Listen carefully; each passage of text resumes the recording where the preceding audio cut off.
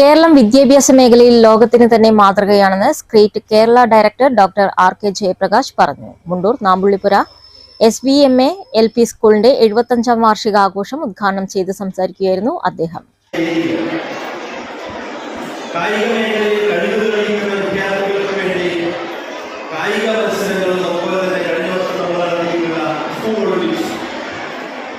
സയൻസിന്റെ മേഖലയിലാണെങ്കിൽ ശാസ്ത്ര, ഗണിതശാസ്ത്ര, പ്രവൃത്തിപരമായ IT, സാമൂഹ്യശാസ്ത്രം വേണം.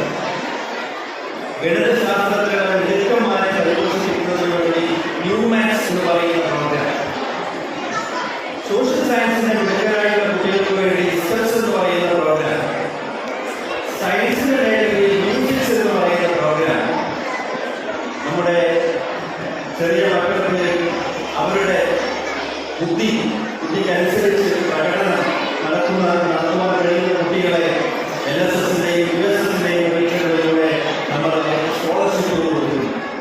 PTA president TA Abdul Salam അധ്യക്ഷത വഹിച്ചു. സ്റ്റാഫ് സെക്രട്ടറി V സുധ വാർഷിക റിപ്പോർട്ട് അവതരിപ്പിച്ചു. പാലക്കാട് RDO അമൃതവല്ലി സുവനീർ പ്രകാശനം ചെയ്തു. പ്രമുഖ സിനിമാ സീരിയൽ താരം ദർശനാദാസ് വിശിഷ്ടാതിഥിയായി പങ്കെടുത്തു. കുട്ടികളുടെ കലാപരിപാടികളുടെ ഉദ്ഘാടനം Asianet star singer fame Babin Vinod ഉദ്ഘാടനം ചെയ്തു.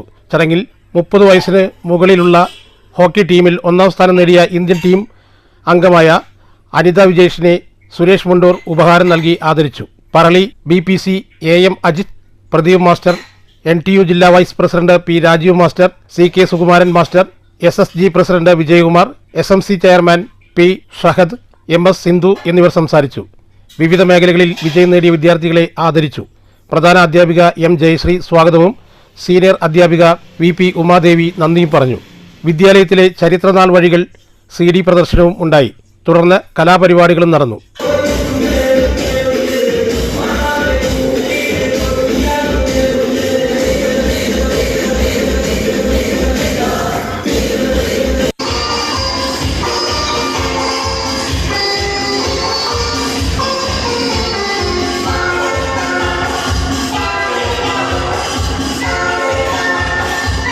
രാവിലെ സുരേഷ് മുണ്ടൂർ പതാക ഉയർത്തി. തുടർന്ന് വിദ്യാഭ്യാസ സമ്മേളനം, വിളംബര ഘോഷയാത്രയും നടന്നു.